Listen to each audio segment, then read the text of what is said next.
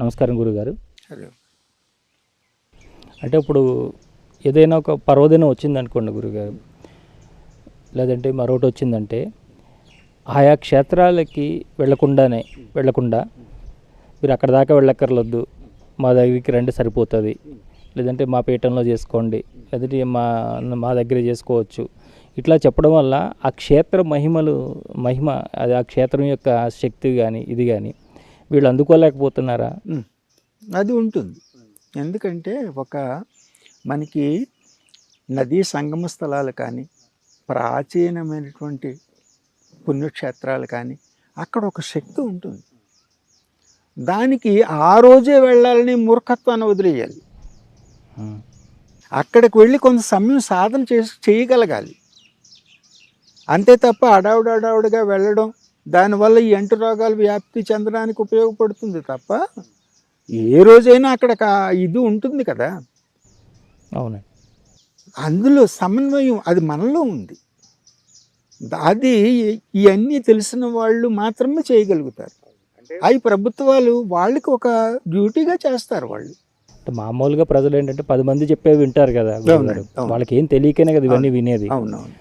తెలుసున్న వాళ్ళైనా కానీ సత్యాన్ని చెప్పకపోతే ఎట్లా? అవును, చెప్పాలి. తెలియనందుకే వీళ్ళందరూ ఎవరు చెప్పిన ప్రవచనాలు ఇప్పుడు సోషల్ మీడియా వచ్చిన తర్వాత అంతకు ముందు కన్నా ఇదిగా ఉంది కదా. అంతకు ముందు మీడియా ఏదో వాళ్ళు ఏం చేస్తున్నారో మనకు తెలిసేది కాదు. అది వినడం వల్ల వ్యతిరేక ఫలితాలు వస్తుండేవి. ఇప్పుడు సోషల్ మీడియా వచ్చిన తర్వాత అంత ఇది లేదు. ఇప్పుడు వాస్తవాన్ని చెప్పుకోగల ఇది ఉంది. కుంభమేళా అనేది దేశంలో ఉన్నటువంటి అన్ని ప్రాంతాల్లో ఉన్నటువంటి పరిస్థితులను తెలుసుకోవడానికి వాటిని సరిదిద్దుకోవడానికి, దాన్ని ఉన్నతంగా మార్చుకోవడానికి, అన్ని ప్రాంతాల వాళ్ళు కలిసి ఉండడానికి, జాతీయ స్మృతులు లేకుండా చేసేసారు కదా. ఎప్పుడైతే సెక్యులర్ పేరుతోటి స్వార్థపూరిత శక్తులు ప్రాంతీయ భావాలతోటి ప్రభుత్వాలు ఏర్పాటు చేశారో జాతీయ స్మృతులను సర్వనాశనం చేసేసారు కదా. దేశం అనే స్ఫూర్తి కూడా అది పోకూడదు. మన దేశం అంతా ఒకటే అనే భావం ఉండాలి. వాడు దేన్ని ఇది చేసినా నేను మొదట భారతీయుణ్ణి అనే భావం ఉండాలి. అది లేకుండా ఉన్నప్పుడు ఇటువంటి పరిస్థితులు వస్తూ ఉంటాయి. అంటే ప్రతి ఒక్కరిలోనూ దేశభక్తి ఉండాలి. ముఖ్యంగా ఈ ఆధ్యాత్మిక చింతన అనేది ఎక్కువగా ఉన్నవారిలో దేశం పట్ల ప్రేమ కూడా ఎక్కువగా ఉంటుంది. దేశం పట్ల ప్రేమ ఉన్నవారికి ఆధ్యాత్మిక చింతన కూడా ఉంటుంది. ఎందుకంటే మనం ఎక్కడ చూసుకున్నా కూడా మన సనాతన వైదిక ధర్మాన్ని కానీ మన ధర్మాన్ని కానీ ఎవరు ప్రబోధించిన వాళ్ళందరూ కూడా స్వామి వివేకానంద కావచ్చు, ఇంకా ఎంతోమంది గొప్ప గురువులు వారు ప్రపంచవ్యాప్తంగా పర్యటించారు, కొంతమంది దేశవ్యాప్తంగా కూడా పర్యటించి ఈ ధర్మాన్ని ప్రబోధిస్తూ ఉన్నారు. వాళ్ళంతా ఒక సైనికుల్లాగే పనిచేశారు గురుగారు. వాళ్ళంతా కూడా ఈ ధర్మం కోసం పనిచేశారు. మనది ఎప్పుడు కూడా ఇప్పుడు కేవలం ఒక మెత్తకతనం వల్లనే ఈ విధమైనటువంటి దాడికి గురవుతున్నాం అంటారా? అవును. ఇప్పుడు మనకి భగవద్గీత అంటే అందరికీ గౌరవం ఉంది, సర్వోన్నతమైన గ్రంథం అంటారు. కానీ ఆ భగవద్గీతను కాల్చేస్తుంటే మీరు చూసి ఎదేంటి అన్న మాట మాట్లాడేవాడు పక్కకు పారిపోతున్నాడు వాడు. అదే ఇది అదేమన్నా ఘనకార్యం అనుకుంటున్నారా? గుడి కడతాడు, నమస్కారం చేస్తాడు, ఎవడన్నా అక్కడ చెడు పని చేస్తుంటే అడగడానికి భయపడతాడు. అలాగే కదా విగ్రహాలను కూడా బద్దలు కొట్టే పరిస్థితులు ఏర్పడుతున్నాయంటే ఏమనుకోవాలి? మన వాళ్ళతో యుద్ధాలు చేయనక్కర్లేదు. అది అధర్మం జరిగేటప్పుడు దాన్ని ప్రశ్నించే ఇది ఉండాలి కదా. ఎందుకని ధర్మం కనుక. ధర్మాన్ని పాటించకపోతే ధర్మో రక్షిత అంటారు. మనం ధర్మాన్ని కాపాడుకోకపోతే ఎవరు ఏది చెప్తే దాన్ని వినవలసిన పరిస్థితులు ఏర్పడతాయి కదా.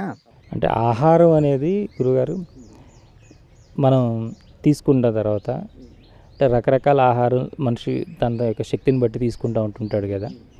ఈ ఆహారము జీర్ణమయ్యి ఆ శక్తి ఇచ్చేది ఆ కణకణాల్లోకి వెళ్ళేది అదే మన యొక్క ఆలోచనల రూపంలో వస్తుంది అంటుంటారు కదా.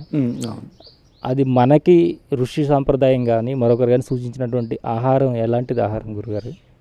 అది మనకి ముందు నుంచి ఆటవిక దశను వదిలేస్తే మనం ఈ వేదకాలం నాటి పరిస్థితుల్ని చతుష్పాది ఇంత అభివృద్ధికి ఎలా చెందాడనేది చాలా ఎపిసోడ్లు చేసాం మనం. ఆ ఆటవిక దశలో తప్పని పరిస్థితుల్లో అన్ని ఆహారాలు తీసుకున్నాడు. ఆ తర్వాత మాత్రం పశుపాలన వైపు వెళ్ళిన తర్వాత ఆ పెంచుకున్న జీవుల పట్ల కూడా ప్రేమ పెంచుకున్నాడు. వ్యవసాయం వరి గోధుమలు పండించడం మొదలుపెట్టిన తర్వాత దానికే కట్టుబడ్డాడు. మళ్ళీ ఈ ఆహారం ఇటువంటి వికృత చర్యలు ఎప్పుడు వచ్చినాయి అంటే స్వామి, మహాభారత యుద్ధం తర్వాత ఎడారి మూకలు వచ్చి ఇక్కడ పాడుపడిన కోటల్లో మకాం పెట్టి అర్ధరాత్రి ఊరేగింపులు, పెద్ద డప్పులు డోళ్ళు పెద్ద శబ్దాలతో వచ్చేటటువంటి శబ్దాలతో ఇది ఎప్పుడైతే మొదలు పెట్టారో అప్పటి నుంచి మొదలయ్యాయి. అప్పుడు మన ఆహారం వేరేది కాదు, అప్పుడు మనం సాత్విక ఆహారమే తీసుకున్నాం. అలాగని ఒక మిలిటరీ ఆఫీసర్కి దానికి అవసరమైన ఆహారాన్ని దానికి కావలసిన దాన్ని ఇవ్వాలి వాళ్ళకి, అక్కడ కావలసిన దాన్ని. ఎందుకంటే వాడు సమయంతో ఉంటాడు. ఈ తిన్న ఆహారం వల్ల వేరేగా ప్రవర్తిస్తానని అనుకోరు. నిజంగా మనం ఏదన్నా చెప్పుకోవాలంటే మరి ప్రస్తుతం 2014 నుంచి మన మిలిటరీలో ఎన్ని మార్పులు తీసుకొచ్చింది ఆ ప్రభుత్వం వచ్చిన తర్వాత. వాళ్ళని గౌరవించడం అనేది మనకి అప్పుడే తెలిసింది. అంతవరకు జీతం ఇస్తున్నాం అనుకుంటున్నాం. మనం ఇక్కడ హాయిగా ఉండగలుగుతున్నాం అంటే వాళ్ళు ఎన్ని శ్రమలు ఇది చేస్తున్నారు.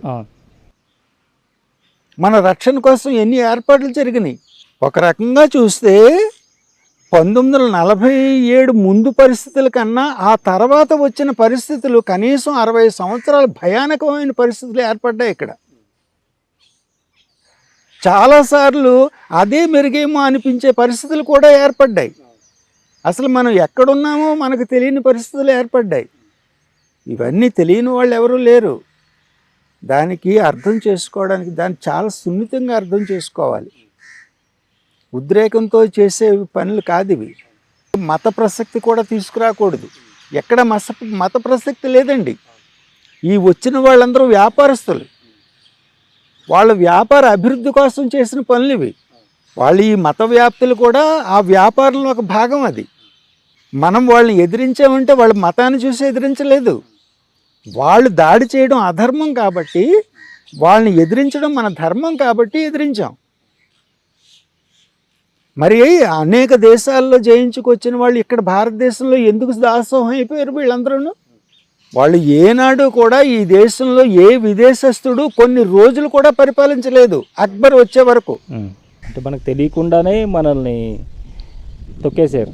అప్పుడు ప్రధానంగా శత్రువు ఎదురుగా కనిపించేవాడు. ఇప్పుడు ఎవరి మీద కోప్పడతావు? నువ్వు ఎవరిని వ్యతిరేకిస్తావు? నువ్వు వ్యతిరేకిస్తే నిన్ను వేరేగా అనుకుంటారు. అలాగనే నిజమైన దేశభక్తులందరినీ చంపేస్తారు కదా, ఏరేశారు కదా. వాళ్ళందరూ చనిపోయే వరకు ఆగారు. 1920 మనకు స్వాతంత్రం ఇచ్చి వెళ్ళిపోవడానికి సిద్ధమయ్యారు వాడు.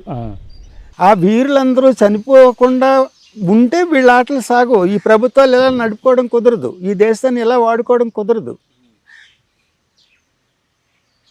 అందుకోసమని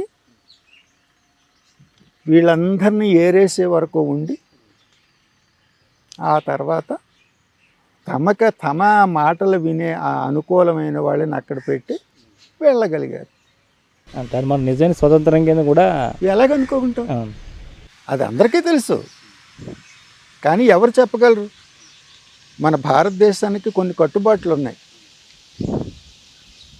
వాళ్ళు ఒకవేళ నిజంగా న్యాయంగా వాళ్ళు తప్పు కావాలని చేశారో అలాగ మలచబడ్డారో కూడా మనకు తెలియదు.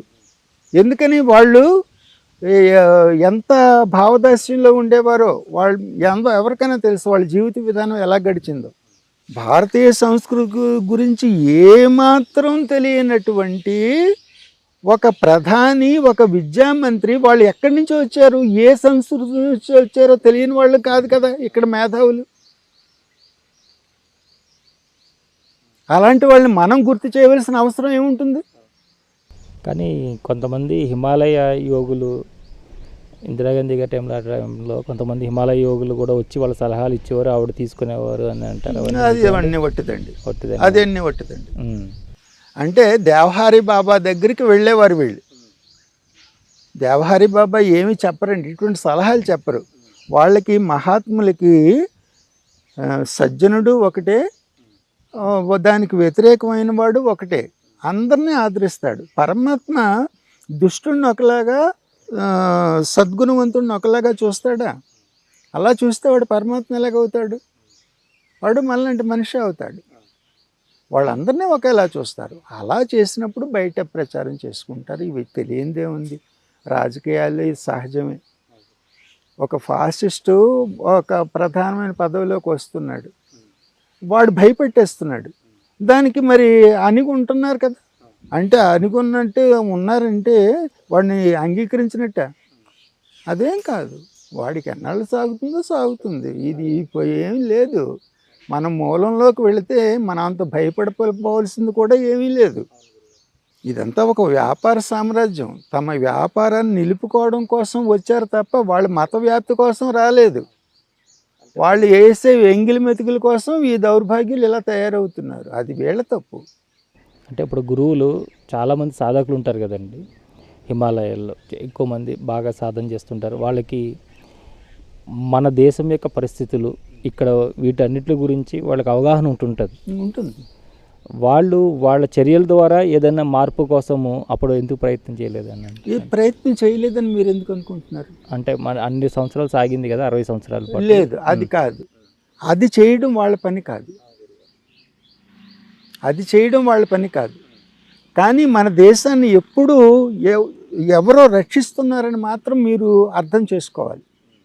కరోనా గురించి ప్రపంచంలో అగ్రదేశంగా చెప్పుకునేవాళ్ళు మన అమెరికాని, దాన్ని లాక్కున్నవాడు చైనా వాడు, అగ్రరాజ్య స్థానాన్ని. ఆ రెండు దేశాలు ఏమైనాయో చెప్పండి నాకు. ఇవన్నీ ఓపెన్ సీక్రెట్లు అండి, ఎవరికి తెలియనే కాదండి. దాన్ని మనం చెప్పవలసిన అవసరం ఏం లేదండి. కానీ ఏదో ఒక తెలియని శక్తి అయితే భారతదేశాన్ని పూర్తిగా రక్షిస్తూ ఉంటుంది, పూర్తిగా రక్షించింది. అంతేకాకుండా ఆ సమయంలో ఒక మహాయోగి ఇక్కడ ప్రధానిగా ఉన్నాడు. ఆయన ఒక రాజకీయ నాయకుడిగా చూడకండి, ఒక ప్రధానిగా చూడకండి, ఆయన యోగి, మహాయోగి.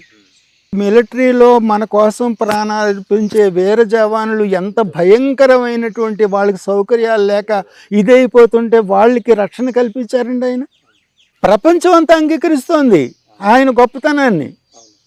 మరి ఇక్కడ ఏం కావాలి? ఒక్క మీడియా లేదు దాని గురించి మాట్లాడేది. సీనియర్ పాత్రికేయులు ఎవరో కూడా వాళ్ళు గొంతు వినిపించడానికి వేదిక లేకుండా చేశారు. మరి ఈనాడు మరి అందులో మాట్లాడుతున్న వాళ్ళు ఎంత అద్భుతమైన విషయాలు చెప్తున్నారు, వీళ్ళకి వినిపించవు. ఏదైనా ఈ మీడియా కానీ వీళ్ళ పత్రికలు కానీ ఏదైనా చూడడం అంటే మనల్ని మనం నాశనం చేసుకోవడం. మీరే అన్నారు జనని జన్మభూమి ఇచ్చా అని చెప్పినప్పుడు మన దేశం పట్ల కూడా మన అంత బాధ్యతగా ఉండాలి. కాబట్టి మన లోపల ఎంత ఉన్నా కానీ మీలాంటి గురువులు దాని ద్వారా మీ ద్వారా వాళ్ళకి అందిస్తున్నప్పుడు ఏమవుతుందంటే వాళ్ళకి మరింత ప్రేరణగా ఉంటుంది, మరింత ఆత్మవిశ్వాసం పెరుగుతుంది, వాళ్ళు పెరగాలి. ఇప్పుడు ఆత్మనిర్భర్ భారత్ అని పెట్టిన తర్వాత అండి చిన్న చిన్న ప్రాంతాల వాళ్ళు ఎన్ని కోట్ల మందికి ఉపాధి కల్పించింది. నాకు గవర్నమెంట్ ఉద్యోగం రావాలి, నాకు ఏసీ రూమ్లో కూర్చుని ఉద్యోగం చేయాలనుకునేవాడు వాడు భారతీయుడు ఎలాగవుతాడు? విదేశీ మతాలు మన స్వావలంబన మీద దెబ్బ కొట్టాయి. మన సంస్కృతితో పాటు మన కుండలు చేసుకునేవాడిని నాశనం చేశారు, పనిముట్లను చేసేవాళ్ళని నాశనం చేశారు, బట్టలు నేసేవాళ్ళని నాశనం చేశారు, ఎన్ని రకాలుగా నాశనం చేశారు. వాటిని కనీసం గుర్తించలేకపోయారంటే ఏమనుకోవాలి? వీళ్ళందరూ ఎవరి వారసులు వీళ్ళు? దానికి సమయం వస్తుంది స్వామి, ఏది కంగారు పడవలసిన అవసరం లేదు, అన్నిటికీ సమయం వస్తుంది, అది జరుగుతుంది. చాలా సంతోషం గురుగారు. అంటే మనం కుంభమేళా గురించి మనం మాట్లాడుకున్నాం, అది ఎలా వచ్చింది ఏంటనేది. దానితో ప్రధానంగా కూడా ఈ రోజున మనం ఎవరికెందో ఉంటున్నాం, ఇప్పటికీ స్వతంత్రం వచ్చినా కూడా ఇప్పటికీ ఎవరికెందో ఉంటున్నాం అనే కింద భావన ఉన్న వాళ్ళల్లో ఒక గొప్ప ఆత్మవిశ్వాసం కలిగించే విషయాలు కూడా మనం ఈరోజు చర్చించుకోవడం జరిగింది. మరొక అంశంతో మళ్ళీ కలుసుకుందాం గురుగారు. Thank you very much. Hari Om. మనం ఈరోజు చక్కటి విషయాలు తెలుసుకున్నాం భారతదేశం గురించి, అలాగే మన ధర్మం గురించి. ధర్మానికి విరుద్ధంగా మనం ఏ పని చెయ్యము, ధర్మానికి ఎవరి ధర్మాన్ని కూడా అడ్డం కూడా పెట్టము. కానీ మన ధర్మాన్ని మనం కాపాడుకోవడం మాత్రం అత్యంత ముఖ్యం.